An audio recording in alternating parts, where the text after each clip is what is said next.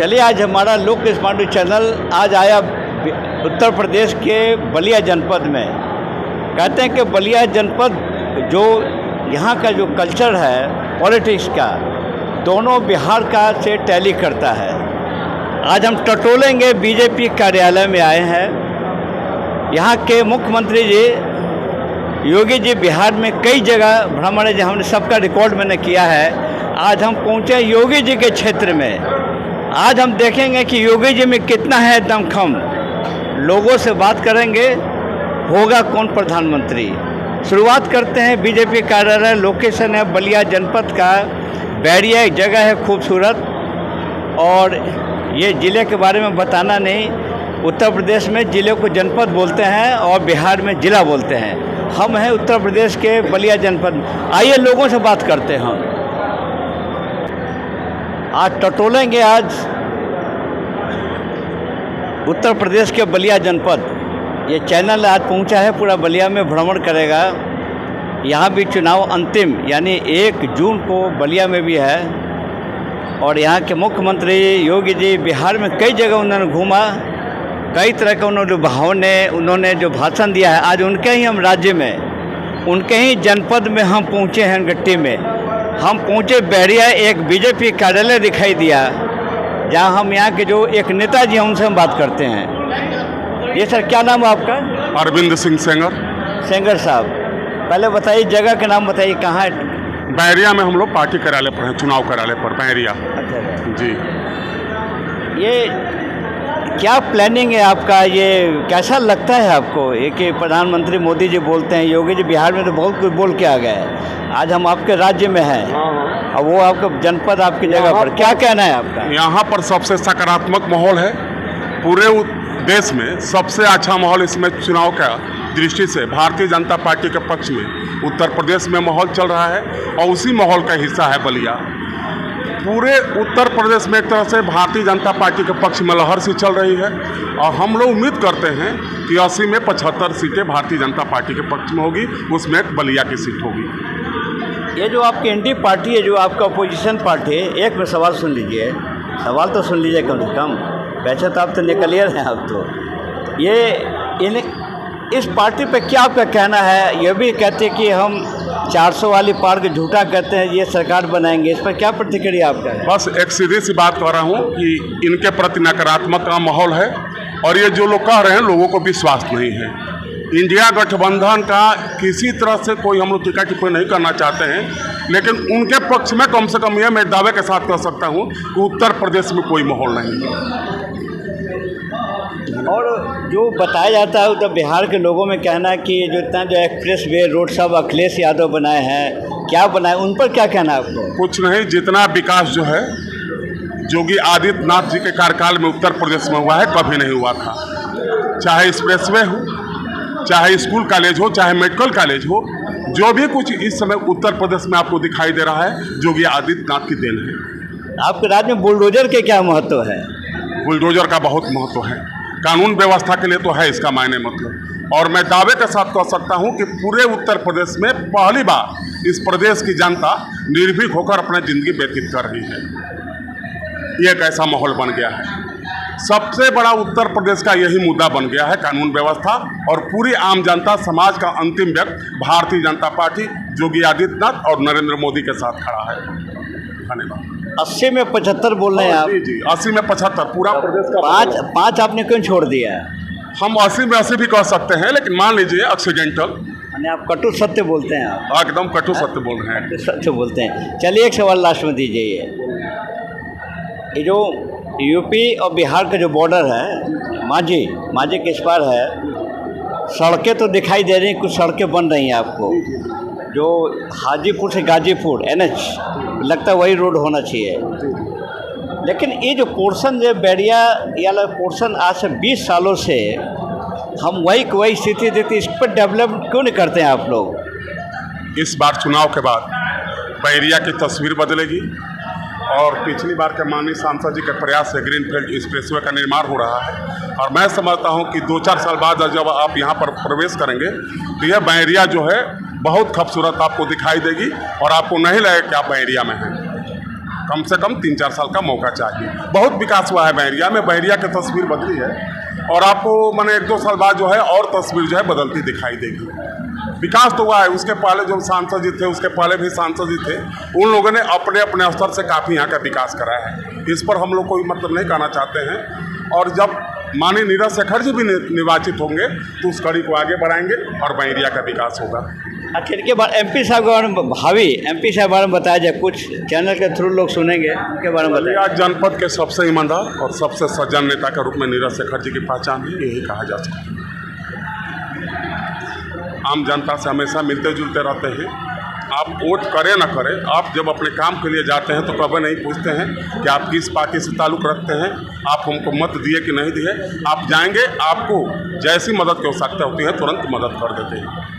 तो आम जनता के पहली पसंद है नीरज शेखर। चलिए, आप अपने थ्रू संवाद दीजिए लोगों को, आप यूपी के लोगों को आप संवाद दीजिए आप यहीं से। मैं उत्तर प्रदेश के लोगों सभा से यही निवेदन करना चाहता हूं कि जो माहौल योगी आदित्यनाथ और नरेंद्र मोदी जी के पक्ष में चल रहा है, उस हवा को लोग आगे बढ़ाएं और 80 में 80 सीट उत्तर प्रदेश में भारतीय जनता पार्टी को मिले। यही निवेदन करना चाहते हैं हम उत्तर प्रदेश की जनता। अरे एक और क्वेश्चन है, बिहार के राजनीतिक जो हमारे यहाँ बिहार स्टेट में जो NDA की सरकार, उस पर क्या आप लोग के दिमाग में रहता है ये छाप? नहीं, बिहार के प्रति हम लोग की सोच हमेशा सकारात्मक रही है और जब जब NDA की सरकार रही है बिहार में, कम से कम कानून व्यवस्था जो है कायदे की रही है। और जब भी सरकार, जब NDA गठबंधन टूटा है, चाहे 2 साल के लिए टूटा हो, चाहे 6 महीने के लिए टूटा हो, आप वहाँ की कानून व्यवस्था का स्वयं आकलन कर सकते हैं। इधर बिहार के लालू जी, इधर अखिलेश जी, दोनों रिश्तेदार भी हैं लोग। इस बार किस कॉन्फिडेंस से बोल रहे हैं कि अब हम लोग इस बार कैसे आएंगे लोग? वो ठीक है, उनकी अपनी बात है, वो भाई कह सकते हैं, कह रहे हैं, इस पर हम लोग कोई टीका टिप्पणी नहीं। ये हमारे सेंगर साहब थे, उन्होंने बेबाक तरीक़ा से उन्होंने बातें रखी। कहते हैं कि 80 में 75, तो सवाल मैंने खड़ा कि 5 क्यों? तो चूँकि कटु है, नाम भी सेंगर साहब, सेंगर कोई झूठ नहीं बोलता। ये हमारा अपना कटु अनुभव है।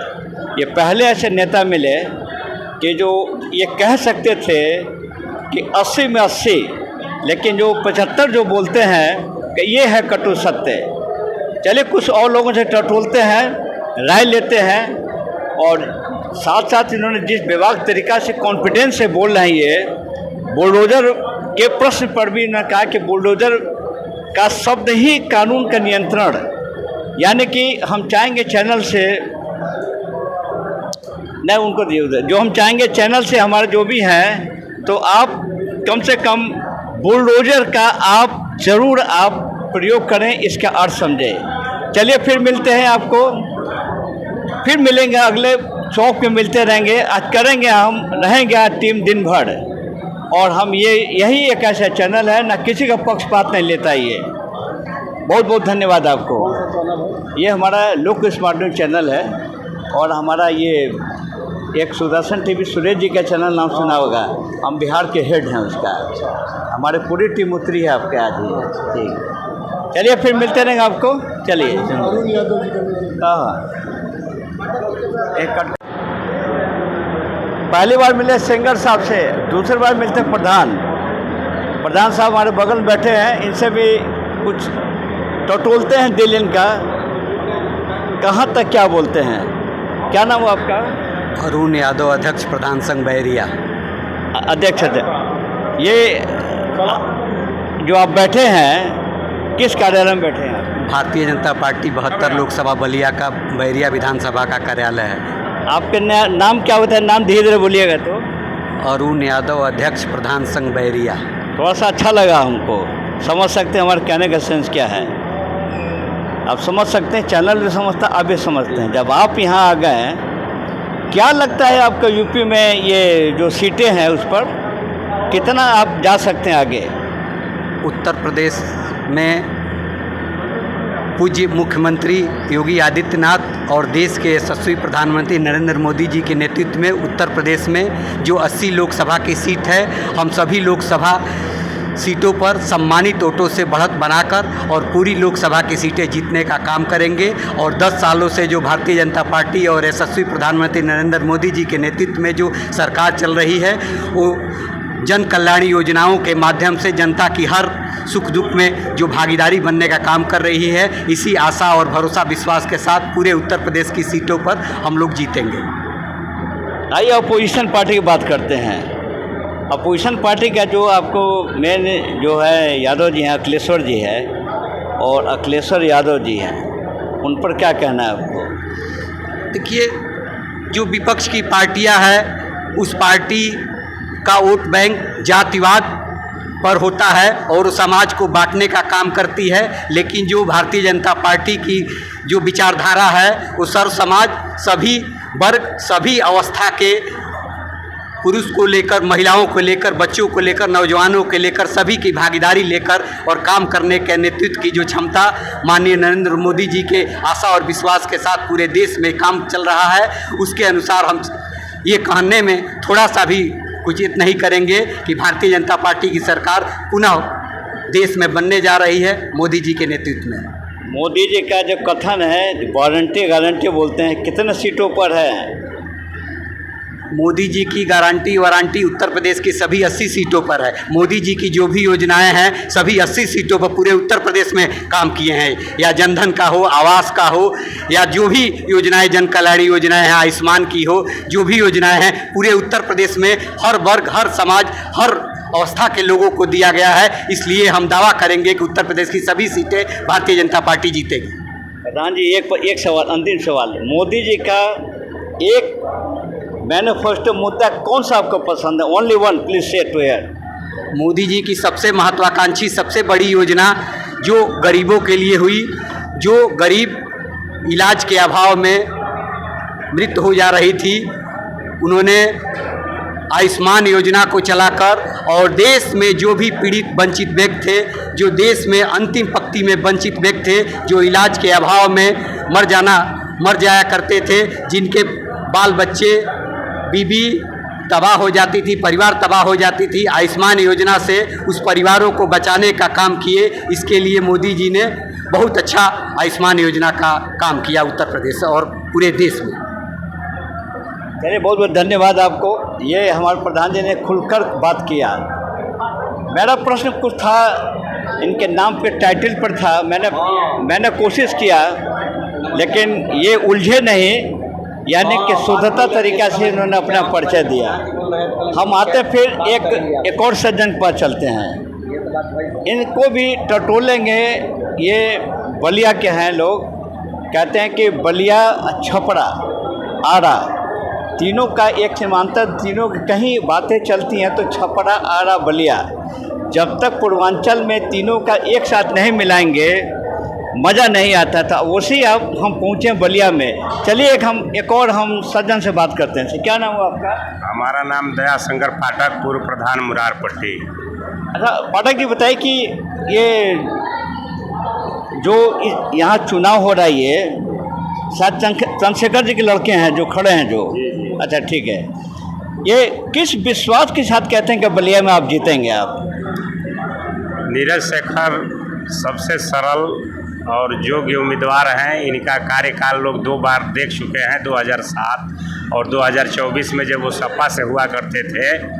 हर छोटे तबके के लोगों को वो बहुत इज्जत देते थे, किसी के भी घर जाने से उनको कोई संकोच नहीं था।